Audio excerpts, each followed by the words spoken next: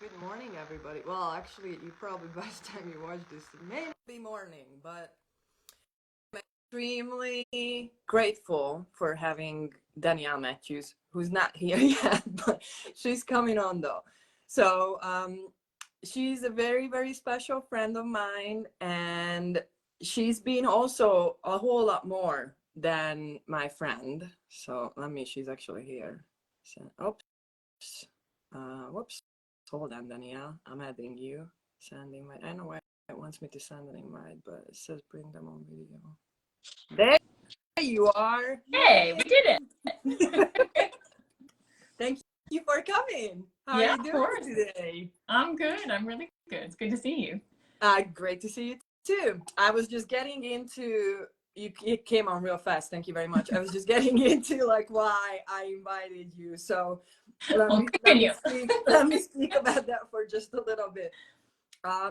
Starting a business is really, really difficult, and especially when we try to break into a different industry. I experienced that firsthand about, I don't know, 7, 8 years ago. So by the time I met you, Danielle, I really needed what you brought into my life. So Danielle mentored me through a lot of the I don't know, ups and downs, I guess.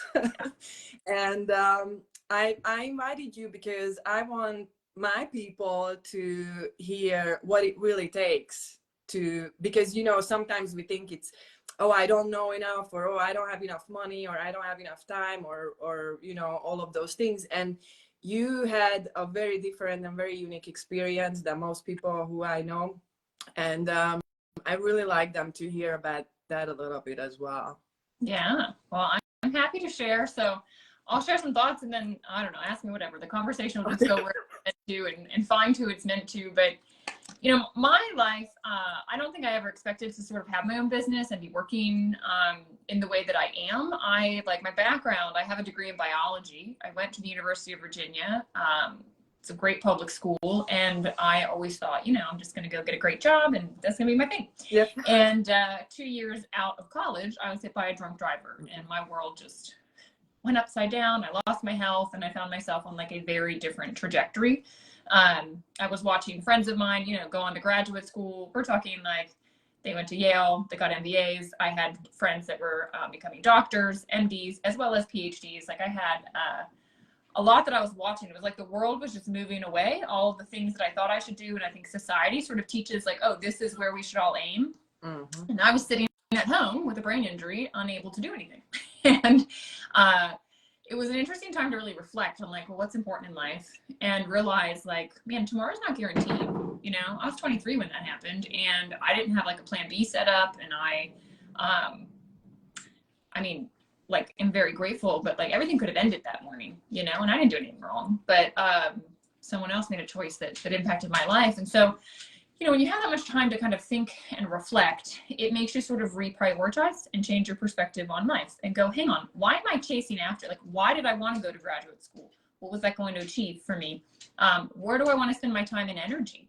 Where do I want to live? Like, what is really important? Because if I don't have tomorrow, like, how am I spending today? And so it kind of just shook me, and I think people go through different things.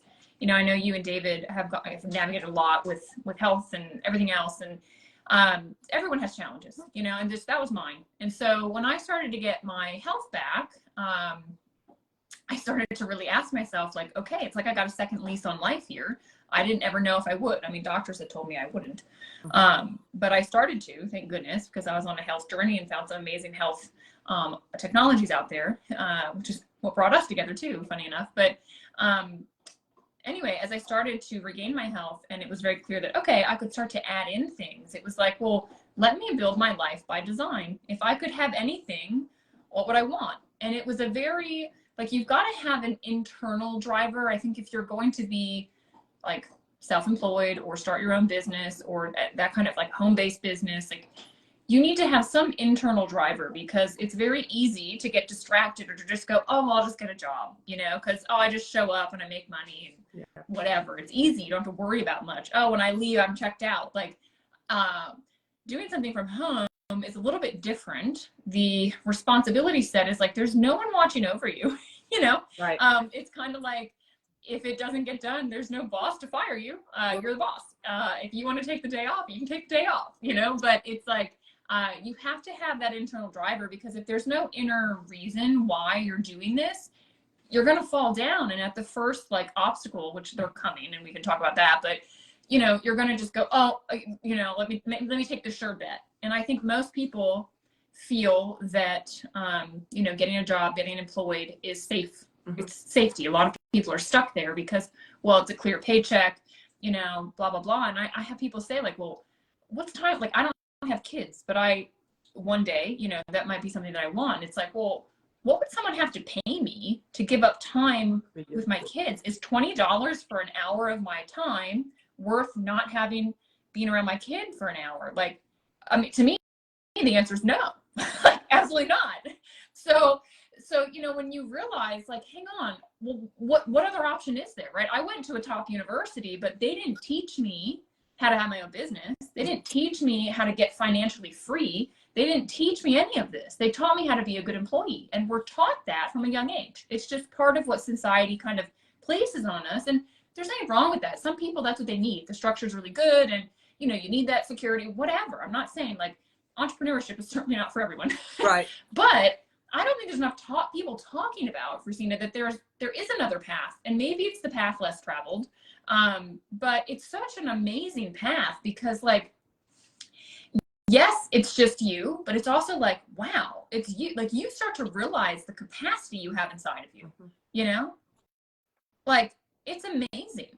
The strength you have, the wisdom you have, like, everything's there. And it's like they say jump and the net appears. That's what happens with entrepreneurship. But it's really, there's a lot of fear before you take that step. And, you know, I was kind of fortunate that I was in a situation where I had to sort of like step back into life after being out of it for so long. And it was like, I can't physically handle a full-time job. So I'm going to try and do my own business. And, you know, thankfully I was committed enough that like, no, I'm just going to make this own business. I'm going to figure out how to make this one work. Well, I never have to go back to that. Well, on that note, I kind of wanted us to talk about this a little bit. When I talk to people who have a job, you know, and I'm offering them an opportunity to start their own businesses, very often this is a person who does want to work from home. So many times the response is, oh, you know, I get a full-time job. Oh, I just accepted this position or that position. And so what's your take on, can I come in without a job? I was driving DoorDash when I started to work with you. So you know, like, how do you do that when you have no money and no time, and you know, you think that all you got is that you have to make it a job, otherwise you lose your ability to pay your bills? Yeah, there is way more time in the day than people realize, because I can teach people how to have a business from home that, I mean, give me a couple chunks of 20 minutes throughout your day and we'll build a business.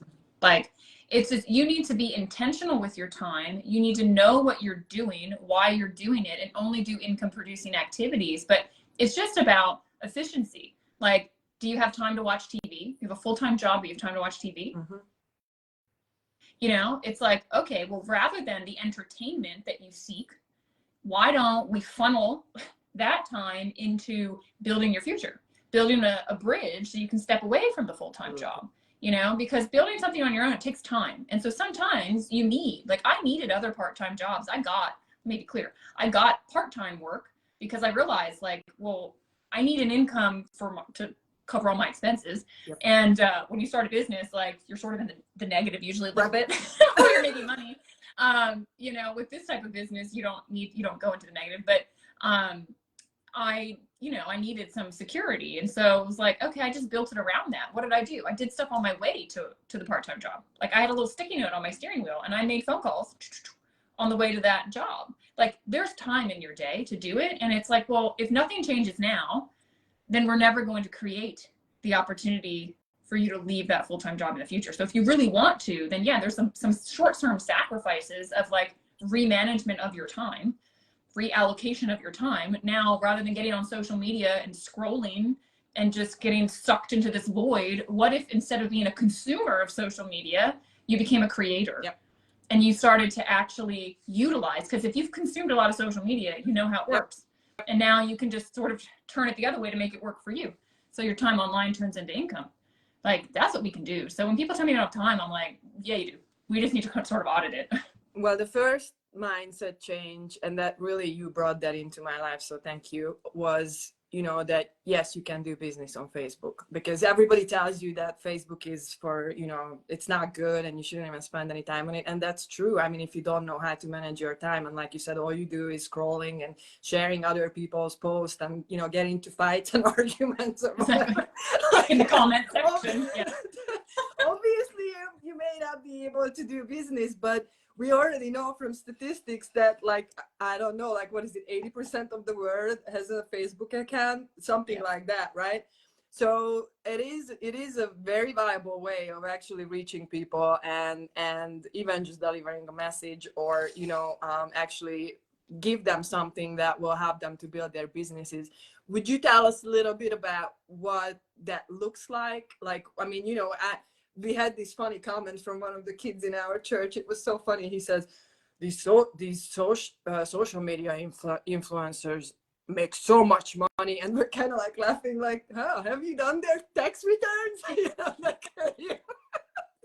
like, okay, but what? So people see, you know, influencers, but I don't think it's really clear what that means and how it looks like. So would you tell us a little bit about that?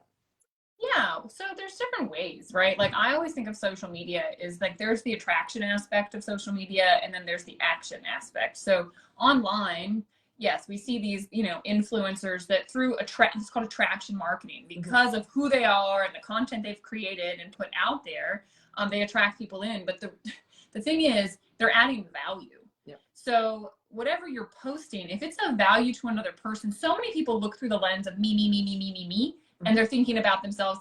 Just look at somebody's Facebook post. It's like, me. Look what I ate. Look at my dog. Look at my kids. Look at this. Look at that. Look at this. Look at me. And it's like such a weird thing. Yeah. Versus if you just pivoted and you said, well, what if I could post? Like, I had the mindset of, if people come to my Facebook, they're going to leave feeling inspired, feeling lighter, feeling happier. So then when they think of Danielle, they think of inspiration. They feel lighter in their heart. They feel happy, and they want to keep coming back. Right? And I'm not posting about me all the time. You know, I'm posting more things that are inspirational, right? So if you just get intentional, what value can I add to somebody else? You're going to start, like, people are naturally going to be attracted to that, because they don't want to just see the me stuff. They want, like, to get value. Why? You know, they go on there, and that's why influencers gain traction, because they're giving value in some very clear thing, which, you know, for some people, you're like, I don't get any value in that, so you don't follow them. But other people, you're like, oh, you're going to show me how to work out? You know, specifically for women with weights. Okay, like, I want that. Teach me that. You know, I'm a woman. I don't know how to lift weights. Like, teach me. So, you know, there's different influencers with different things, and that's attraction marketing. And so those people have to make content. They have to figure out how to be valuable. And the truth of the matter is, with AI, life has gotten so much easier, because you can just ask, like, well, what are people worried about, you know, lifting weights on, you know, and, like, it'll help you make content. So it's become very easy. It's like you have a marketing team that can help you make content with AI. But then the other aspect for you, and I think this is where most people don't see what actually happens, is the action marketing. Action marketing online is where you're actively making connections. You're being a real human being. You're communicating, but you're having conversations with intention and with purpose, where you're trying to figure out, look, who is this person and how might I be able to help?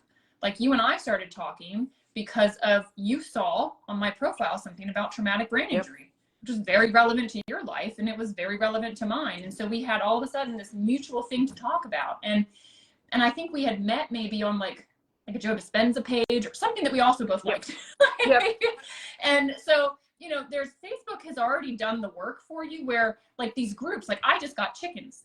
Okay, so now there's a Facebook group called Backyard Chickens. So it's thousands of people, and they're posting about chickens. Well, right now, that's what I need to learn about. And so I'm in that group, and I'm learning, and I can post, and I can connect with people. And this is the action marketing, where you're connecting with people about a topic that you both like, you know, and then you will see where your product, business, service can potentially help them. Because as you get to know people, that just automatically comes out. So it's slightly different than attraction marketing, because they might not even know your business, but eventually through just human connection, authenticity of, like, actual connection about stuff you care about, you know, you create that connection. And once you have a connection with somebody, trust is built. And once somebody trusts you, You can open up, oh, wow, you've got this issue. Wow, I actually have something that might be able to help that. Are you interested? It helped me. It might help you. And it just moves in that way. And that's how you can use social media in a very different way. So would you say that you combine the action marketing and the attraction marketing, and that's how you build your business? Exactly. Or did you actually, you build your business not online, correct? Well, for the first 5 years, I hated social media. Because of my injury and having been pulled from life for so long, social media made me just like really upset, like, and anxious, because I was watching everybody else's life. You know, it's like a highlight reel of everybody's like best day. But I'm like watching that, and just, it was making me feel bad about my life, because here I was in a blacked out fabric, dark room, not able to do anything. And so I just stopped social media because of the emotional toll. So when I started my business, I was like, there's no way in hell I'm doing social media. So I started my business, and I was networking in person. Like, I didn't realize there is a thriving population of entrepreneurs out there that do business networking meetings. They create structures. There's a chamber of commerce in almost every town. There's Business Networking International. There's women's groups. There's like a ton of people, and entrepreneurs are a different breed. They want to help you. Like, they see that you're excited about something, and they're like, let me help you with everything I've learned with my business, see if I can help you. And it's like, you know, in the corporate world, it's kind of like dog eat dog. Like, it's like, you know, you're like in competition all the time. Entrepreneurship, it's been totally different. It's like, no, they want to help you succeed. They want to see that. Like, I got invited to so much to support me in learning how to build a business. That's what I did my first 5 years, is I learned the principles through other entrepreneurs in my community.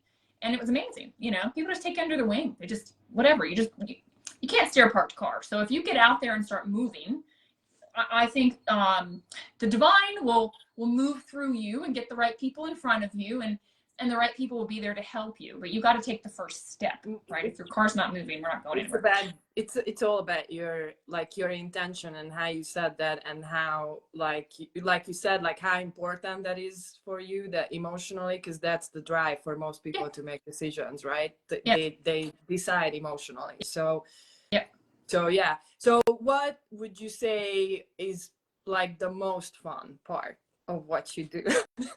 Yeah, well, I mean, it's the freedom, honestly. Like, it's knowing that, like, hey, like, people always say, like, I was just talking to my financial advisor, and he was like, well, so at what age do you want to retire? And I literally laughed out loud. He was like, what? And I said, I think I live like a retired person right now. Like, what I do for work doesn't feel like work, right? Because if it's your business, it's a passion. I'm not going because I have to be somewhere because somebody told me so, or I'm going to get fired. I'm showing up because I'm inspired in my heart about the mission of why I'm doing the business in the first place, you know? And so, yeah, sometimes days are bad stuff happens, and it goes slower than you want, and you hit obstacles and blah, blah, blah. But I think it's like waking up knowing that, like, oh, like, I chose today. I've created the life that I want. Like, I wanted to create a business where I could work from anywhere. So I currently live in the middle of the Ocala National Forest. I'm not near much of anything. And that's what I want. I wanted to be able to live out in nature. And I could not have a regular job and live here. It just wouldn't work out.